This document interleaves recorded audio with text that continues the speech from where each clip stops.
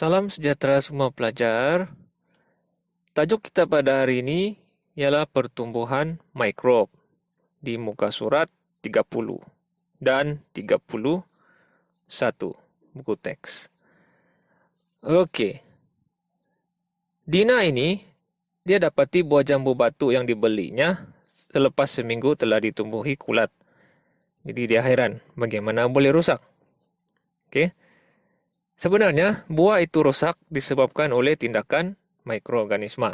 Jadi, Dina ini, dia cakap, mari kita buat satu eksperimen untuk mencari apakah faktor yang menyebabkan buah jambu itu menjadi rusak. Dia memang tahu kerana mikroorganisma, tapi apakah penyebab kepada mikroorganisma itu merosakkan buah jambu batunya lah. Jadi, mereka pun rancanglah satu eksperimen. Tajuk dia faktor pertumbuhan mikroorganisma. Okey, jadi kawannya pun cakaplah buah jambu ini rosak kerana tindakan mikroorganisma. Jadi apakah faktor yang mempengaruhi pertumbuhan mikroorganisma ini? Jadi ini dia punya pernyataan masalah lah. Lepas tu kawan yang satu lagi ni, saya rasa pertumbuhan mikroorganisma memerlukan air, udara, suhu, nutrien dan keasidan yang sesuai. Okey, jadi kawannya ni memberi satu hipotesis kepada pernyataan masalah tadilah. Okey. Amir itu satu hipotesis kan? Betul. Okey. Kemudian mereka pun rancanglah untuk menguji hipotesis yang kawan dia sebut tadi itu. Betul ke tidak? Okey. Barulah dia boleh tentukan faktor itu dengan menggunakan berbagai keadaan yang berbeza seperti dalam jadual lah. Okey, cikgu tunjuk. Jadi dalam jadual tu sebenarnya dia macam beginilah. Mereka uji 5 faktor. Okey. Udara, air, nutrien, keasidan dan suhu. Jadi setiap faktor itu mereka sediakan 2 beg plastik lah. Setiap satu ni 2. Okey. Kemudian keadaan beg plastik itu yang mengandungi kepingan buah jambu. Okey, semua ni ada buah jambu lah.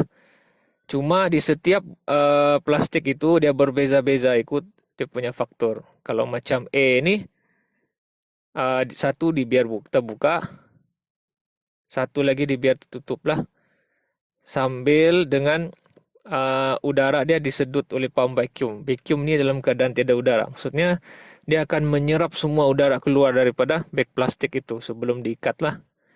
Okey, yang air pula ada jambu batu yang dikeringkan dengan menggunakan pengering rambut dan beg plastik diikat.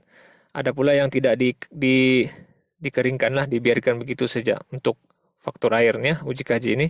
Yang nutrien satu dimasukkan 50 ml gula dan diikat. Yang satu lagi dimasukkan larutan tapi tanpa gula dan diikat. Okey. Yang keasidan cuka kan berasid. Jadi satu tu jambu batu tu ditambah dengan 50 ml cuka baru diikat beg plastiknya. Satu lagi tidaklah. Kemudian suhu satu diletakkan dalam peti sejuk jambu batu tu, simpan dalam plastik, simpan dalam peti sejuk. Satu lagi simpan dalam plastik, letak di luar peti sejuk. Jadi itu yang keadaan diubahlah. Okey. Tu mereka mengawal pun boleh ubahlah. Yang diubah tu yang itulah. 5 faktor tu. Kemudian yang dimalarkan kita tetapkan saiz kepingan jambu. Jadi saiz kepingan tu dimalarkan. Kemudian potong 10 keping jambu. Kenapa 10? Okey, supaya senang kan ada 10 ni. Okey, 10 beg plastik yang berlainan uji kaji. Baik. Jadi mereka pun buatlah eksperimen tu, anggaplah sudah selesai. Selepas seminggu tu mereka catatlah pemerhatian mereka seperti yang di dalam jadual ni lah. Okey, dan tuliskan laporan hasil eksperimen. Okey. Yang ini kemudian. Jadi, apakah keputusannya hasil daripada ini baik cikgu memudahkan kamu? Anggaplah kita pun sudah buat dan inilah keputusannya. Untuk udara tadi itu keputusannya jambu batu yang dibiarkan terbuka tu dalam beg plastik tu akan ditumbuhi oleh kulat. Manakala yang disedut oleh pump vacuum tuh, plastik tadi itu, yang diikat tuh tiada perubahan lah. Oke. Kemudian yang air, yang kering, yang dikeringkan dengan pengering rambut, selepas seminggu jambu batunya masih seperti biasalah, tiada perubahan. Manakala yang tidak dikeringkan tuh, yang dalam keadaan lembab tuh, akan ditumbuhi oleh kulat. Kemudian nutrien, yang dimasukkan 50 ml gula pula akan ditumbuhi kulat. Manakala yang tiada, larutan kosong saja tanpa gula, tiada perubahan. Keasidan, yang mempunyai 50 ml cuka, tiada perubahan. Yang tidak ada cuka, ditumbuhi kulat jambu batunya. Dan akhir sekali, suhu yang dalam peti sejuk, jambu batu yang disimpan dalam peti sejuk tiada perubahan. Manakala yang diikat dan diletak di luar peti sejuk ditumbuhi kulat. Jadi cikgu ringkaskan di sini apa yang berlaku. Untuk udara nih, maksudnya ditumbuhi kulat nih, mikroorganisme nih dia sesuai, yang ada udara dia akan hidup. Begitu juga dengan air. Mikroorganisme ini suka ataupun sesuai bertumbuh dengan kehadiran air. Nutrien pun sama. Mikroorganisme sesuai bertumbuh dengan kehadiran nutrien.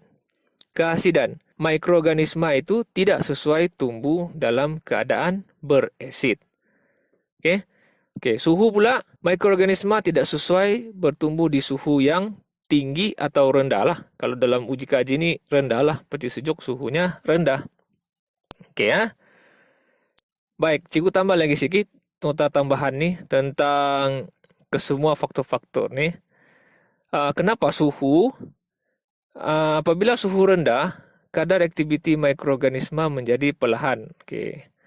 Sebab itulah masa dalam peti sejuk tiada perubahan, tidak ditumbuhi kulat. Apabila suhu tinggi ataupun bila terlalu panas, mikroorganisme mati. Air pula, bila keadaan kering, boleh membunuh mikroorganisme. Udara, tanpa udara, mikroorganisme tidak dapat bernapas, lalu mati. Nutrien, kenapa mikroorganisme suka akan nutrien? Kerana nutrien adalah sumber tenaga kepada mikroorganisme. Keasidan yang sesuai, jika terlalu asid tol kali, boleh membunuh mikroorganisme. Dan satu lagi yang tiada dalam sini nih, cuma pengetahuan tambahan saja, cahaya. Ada mikroorganisme yang memerlukan cahaya, contohnya jenis alga, untuk melakukan fotosintesis kan. Ada mikroorganisme yang tidak suka kepada cahaya lah. Jadi itu keputusannya dan penerangannya. Jadi sebelum kita pergi kepada kesimpulannya itu, kita kena jawab soalan ini dululah untuk membantu kamu membuat kesimpulannya. Nyatakan faktor-faktor yang menyebabkan kulat bertumbuh pada buah jambu batu. Tadi cikgu sudah terangkan dan ada keputusannya itu. Jadi faktor-faktor yang menyebabkan kulat bertumbuh adalah kehadiran udara, air, nutrien, keadaan yang tidak beresid, dan suhu yang normal. Tidak terlalu tinggi ataupun rendah. Itulah faktor-faktornya. Untuk soalan pertama. Yang kedua. Apakah kaedah yang boleh dilakukan untuk mengelakkan buah jambu batu daripada menjadi rosak? Kita gunakan faktor-faktor tadi itu. Jadi cikgu dapat ini.